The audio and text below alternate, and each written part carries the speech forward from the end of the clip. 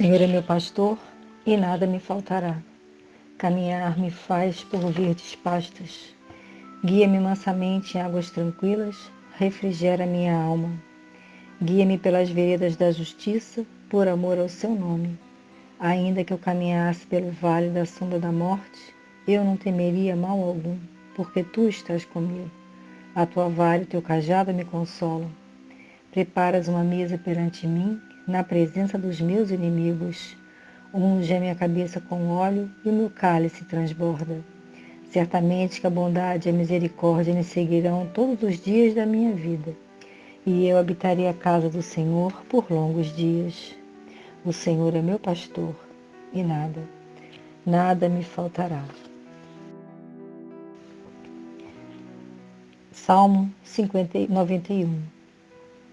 A pessoa que procura segurança no Deus Altíssimo e se abriga na sombra protetora do Todo-Poderoso, pode dizer a Ele: Senhor, Tu és o meu defensor e o meu protetor. Tu és o meu Deus, eu confio em Ti. Deus livrará você de perigos escondidos e de doenças mortais. Ele o cobrirá com suas asas e debaixo delas você estará seguro.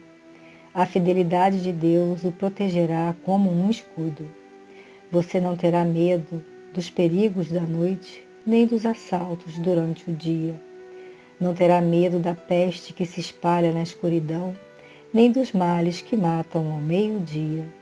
Ainda que 1000 pessoas sejam mortas ao seu lado e 10.000 ao seu redor, você não sofrerá nada. Você olhará e verá como os maus são castigados. Você fez do Senhor Deus o seu protetor e do Altíssimo o seu defensor.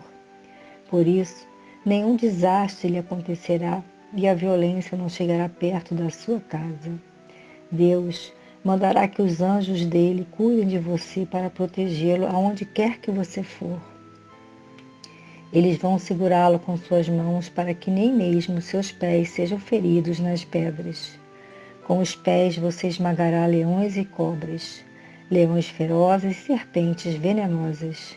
Deus diz: Eu salvarei aqueles que me amam e protegerei os que me reconhecem que sou Deus, o Senhor. Quando eles me chamarem, eu responderei e estarei com eles nas horas de aflição.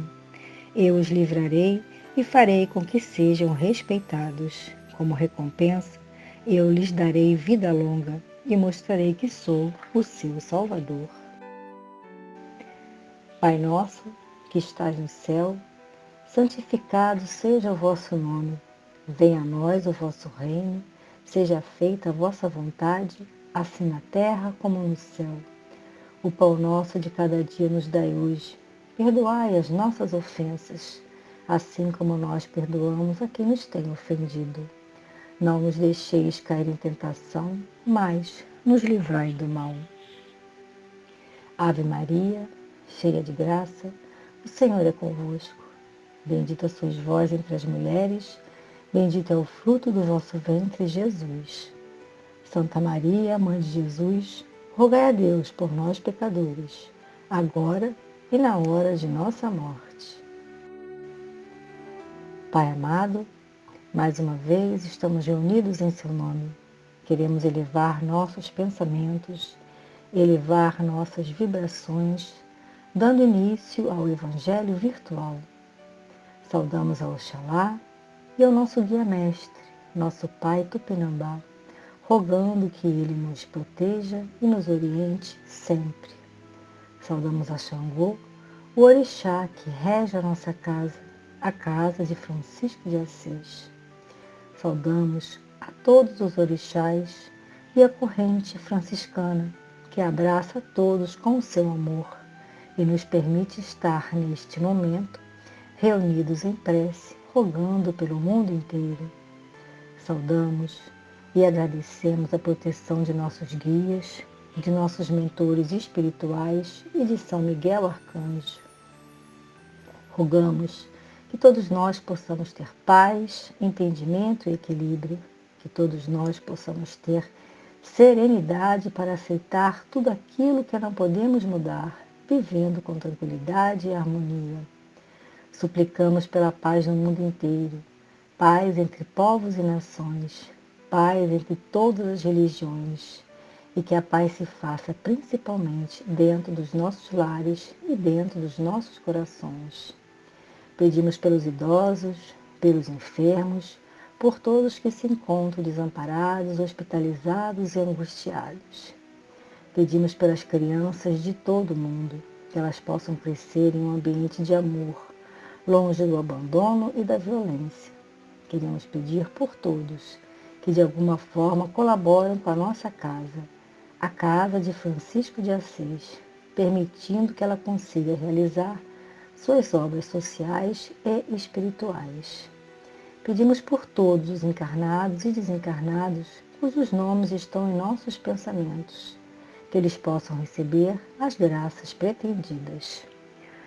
Por fim, pedimos por toda a humanidade que o amor e o bem vençam sempre. Assim seja. Da sabedoria do Evangelho de Torres Pastorino às preocupações. Mateus, capítulo 6, versículos de 24 a 34. Ninguém pode servir a dois senhores, pois há de aborrecer a um e amar o outro, ou há de unir-se a um e desprezar o outro. Não podeis servir a Deus e às riquezas. Por isso vos digo, não vos preocupeis com vossa vida pelo que haveis de comer ou beber, nem com o vosso corpo pelo que haveis de vestir. Não é a vida mais que o alimento e o corpo mais que a roupa?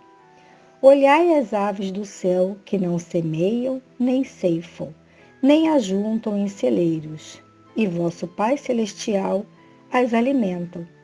Não valeis vós muito mais que elas? E qual de vós, por mais preocupado que esteja, pode acrescentar um cúbito à sua estatura? E por que vós preocupais pelo que haveis de vestir? Considerai como crescem os lírios do campo. Eles não trabalham nem fiam. Contudo vos digo que nem Salomão, em todo o seu esplendor, se vestia como um deles. Se Deus assim veste a erva do campo, que hoje existe e amanhã é lançada ao forno, quanto mais a vós, homens de pequena fé. Assim, não vos preocupeis dizendo: que comeremos, ou que beberemos, ou com que nos vestiremos? Pois os gentios é que procuram todas essas coisas, pois vosso Pai Celestial sabe que precisais de todas elas. Mas buscai primeiro o reino de Deus e a perfeição dele, e todas essas coisas vos serão acrescentadas. Não vos preocupeis pelo dia de amanhã, porque o amanhã trará o seu próprio cuidado. Ao dia basta o seu trabalho. Explicações de Torres Pastorino. Depois de tratar do desprendimento dos bens terrestres, Jesus passa a maior aprimoramento dessa teoria, ensinando-nos que não devemos nos preocupar com o que a humanidade geralmente considera essencial. Aparece a afirmativa: não vos preocupeis com o que haveis de comer e vestir. E depois a comparação: a vida vale mais que o alimento e o corpo mais que a roupa. Depois de longo e terno olhar para as avezinhas. Olhai as aves no céu, que não semeiam, nem ceifam, nem ajuntam em celeiros. O Pai Celestial as alimenta, e vós valeis muito mais que elas. Outro silêncio calmo, cheio de reflexões, de gratidão e uma pergunta: que adianta preocupar-se? Quem é capaz de, com sua preocupação, acrescentar um cúbito à sua estatura?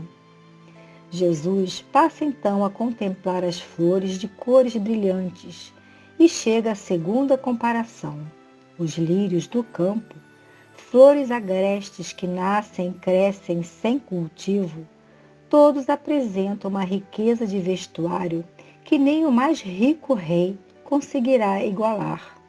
Então, por que duvidar homens de pequena fé. Realmente, a confiança na providência divina deve ser total por parte da individualidade do espírito que já esteja unido à centelha divina. Todo o trecho está imbuído desse espírito de renúncia e desprendimento das coisas materiais, de fixação na realidade do que é espiritual. Quando o espírito compreende a realidade de Deus imanente em todos e em tudo, quando verifica que o Pai habita dentro das plantas e dos animais, em tudo e todos, dando-lhes o que precisam, até mesmo a delicadeza e a beleza inatingíveis pelo homem, qualquer que seja a sua riqueza, quando se o convence de que Deus está dentro de tudo e de todos, garantindo-lhes o sustento, dia a dia. Então, sua confiança na providência cresce, ao ponto de saber que também não poderá haver abandono por parte do Pai a qualquer criatura, cuja evolução a torna muito mais importante do que qualquer flor ou pássaro. Lógico que a personalidade, enquanto encarnada na Terra, tem imensa dificuldade em seguir literalmente esses preceitos, mas a individualidade pode vivê-los perfeitamente à vontade, aprendendo a conduzir a personalidade com desapego por entre os bens perecíveis da matéria. A vida é mais que o alimento, porque nossa vida é a participação da vida divina que jamais termina. Por isso, não há morte para nosso eu. O corpo se perde e desmancha, mas o espírito vive da vida de Deus que constitui seu eu, isto é, sua substância última, sua essência profunda. Jesus cita as aves e as flores, mas bastaria que citasse a beleza e a perfeição complexa do próprio corpo humano, que recebemos plasmado sem que nenhum sequer conheça a fundo. Não podemos aumentá-lo com o nosso pensamento. Então, por que preocupar-nos com nossas coisas de menor importância? Se o Pai já provou o seu amor por nós, provendo-nos do corpo e da vida. O ponto básico é o ensino da não preocupação. Realmente, não é a ocupação que cansa, mas a preocupação. E os cristãos tão pouco aprenderam a lição e vivem a tomar remédios e a fazer higiene mental para combater os males psíquicos provocados pela excessiva preocupação de todos por tudo.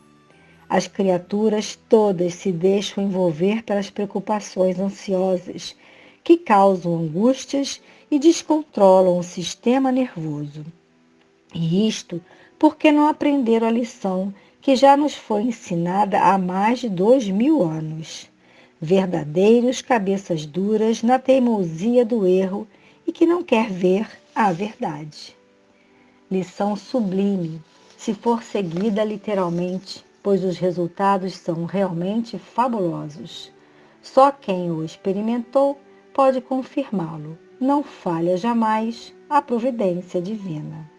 O Pai sabe realmente o que cada criatura, cada semente, cada ovo, cada vírus necessitam, a cada momento do dia ou da noite, muito mais profundamente que a própria criatura. A diferença substancial entre a criatura e Deus é que aquela está finita e limitada no tempo e no espaço, ao passo que a inteligência divina vibra em outra dimensão, o infinito e a eternidade. Quando tivermos atingido esse ápice de nossas vidas, de nada mais nos preocuparemos, pois Deus nos dará tudo de que necessitarmos para a nossa evolução espiritual cada vez maior. Daí a consciência de não se dar importância aos bens transitórios e perecíveis. Coloquemos nosso coração no Pai. Aprendamos a olhar tudo o que é externo como agregações temporárias, que nos servem de muletas durante a caminhada terrena, mas que jamais serão essenciais ao nosso eu, embora ajudem nossa evolução durante curto período de tempo. Recebemos hoje esse Evangelho que nos traz sublime ensinamento. São muitas as lições nesse capítulo 6 do Evangelho de Mateus, que contém 34 versículos. Vale a pena lê-lo com bastante atenção. É o Mateus, capítulo 6, que pode ser separado em pelo menos 5 partes, que nos mostram importantes atitudes a serem tomadas por nós que aspiramos o crescimento espiritual, que aspiramos a nossa reforma íntima. Entre os versículos 5 e 15, Jesus nos ensina a rezar, nos ensina a oração do Pai Nosso. Simplesmente são maravilhosos esses versículos e a gente aprende a dizer: seja feita a sua vontade. E daí vem, logo depois, a parte que nos traz a reflexão sobre a não preocupação, que é a garantia de que nunca estamos sós e de que Deus vai nos prover de tudo o que precisamos para evoluir. Vivemos essa vida terrena muito focados naquilo que é passageiro, que é perecível, que não segue conosco. Vivemos essa vida terrena extremamente preocupados com as questões terrenas e acabamos não nos lembrando daquele que habita dentro de nós e que nos garante tudo o que precisamos. Essas excessivas preocupações diárias com os problemas terrenos acabam nos tornando doentes, doenças de ordens psíquicas que nos estressam, que nos atemorizam, que nos angustiam, que tiram a nossa alegria, tiram o nosso sono, tiram a nossa calma, prejudicam a nossa saúde, prejudicam a nossa felicidade. Consequentemente, a nossa vibração cai e acabamos atraindo para nós mesmos ainda mais preocupações e ainda mais problemas. As preocupações com as questões terrenas em nada ajudam a resolver os problemas. No versículo 34 desse capítulo 6 está escrito: não vos inquieteis, pois, pelo dia de amanhã, porque o dia de amanhã cuidará de si mesmo. A nossa fé, ela precisa ser inabalável. O Cristo está dentro de nós e essa unificação com Cristo vai nos garantir a tranquilidade que tanto precisamos. É a certeza que não estamos sozinhos, a certeza de que nosso momento terreno é a nossa chance de crescimento, é a certeza de que somos capazes de carregar a nossa própria cruz. Então, isso vai nos trazer a paz interior. Essas certezas, vão nos trazer a paz interior, a paz do Cristo. A paz do Cristo que habita em cada um de nós. E isso vai nos fortalecer. Vai nos fortalecer e nos permitir que caminhemos em paz, seguindo a nossa evolução. Oração de São Francisco de Assis. Senhor, fazei-me instrumento de vossa paz. Onde houver ódio, que eu leve o amor. Onde houver ofensa, que eu leve o perdão. Onde houver discórdia, que eu leve a união.